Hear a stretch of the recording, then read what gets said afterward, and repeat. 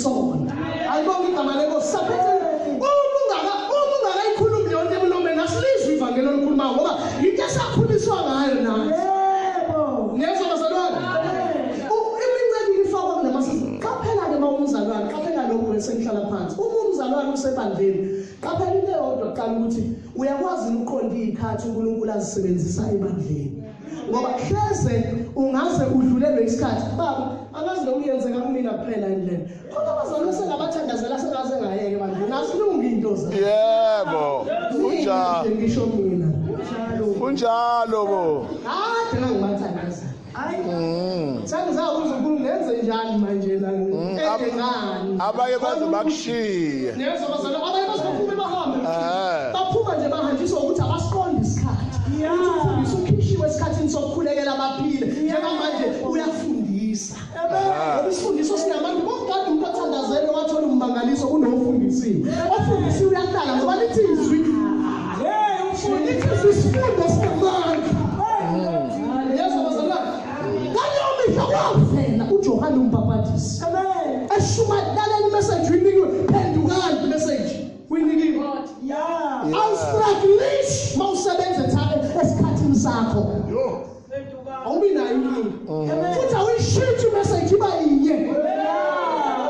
Uma sibona ama message eshintsha, waqala shumathi kuyahlukana nesona. Masukuma manje sekhuluma ngeChiefs nePirates. Isikhathi simdlulele. Yebo.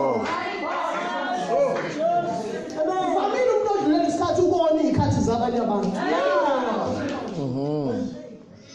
Thina manje ibandla libuyele umuntu okwazi ukubuyisa isikhathi. Amen. Lahlekise ngibani. Thina ibandla libuyele umuntu okwazi ukudlulisa isikhathi. Yebo. Nokwazi ukubuyisa ngoba munye okwazi ukubuyisa iminyaka edlule isikhona. Munye. Oh, hallelujah. Munye bazalwane. Ekwazi ukubuyisa lesikhathi. Uma silahlekile kodwa munye okwazi ukusibuyisa. Thina abashumayeli kufanele basambisa le ndaba ezimnandi. Umuntu ongakazayo eCalvary simenzani libona aphile kulona iCalvary ngabe. Indaba na indlela esikhuluma ngayo. Yezwa bazalwane. Umuntu yabazalwane sibizelwe ikhathini engafani. Nawo lento kwangathi ngingagcila kuyona. Sibizelwe ikhathini engafani bazalwane. Khona ababizwe alibonke amaleko khona ababizwe banikezwa izikhathi zaseCalvary. Ngiyangizwa bazalwane. Bayophila ngazo baze bafe.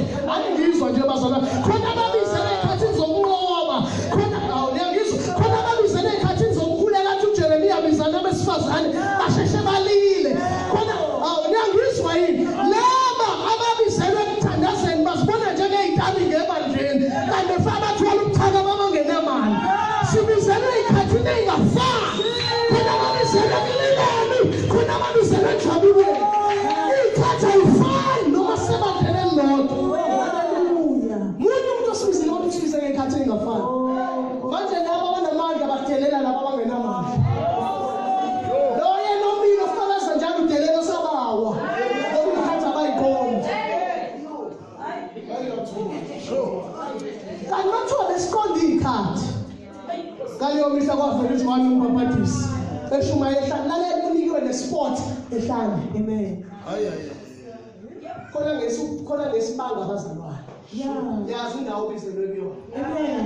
Asikwazi sokubizelwa la kuba umfundisi badlula sizoba nganayo ipulpit. Abantu abaphume bayehlala. Ikakhulu le age swam 19 ya 25 ayobehlala. Vele sanamandla lithi iBhayibheli banamandla. Banqobile omubi. Amen. Antoni igama lenkosi. Abahambe bayehlala. Bazonikwa imessage ababizelwe kuyona. Bazalwane, ake sikuyise iCalvary manje abantu balibone baphile kulona bengalazi. Angithi uthi wena igazi kaJesu lahlenga ulibonanga kodwa uyalizwa liphila la kuwena. Awukwazi ukunikeza nomunye umuntu lento owayithola. Ivangeli singalambisile baba. This is good news. Lambisela ukwazi ukuphilisa umuntu. Amen. Ngokubizelwe kuleso sikhathi. Ukuze nabazalwane bazazi usuyazibona njengoba uNkulunkulu khona ababizelwe esikhathini seyinyembezi nje.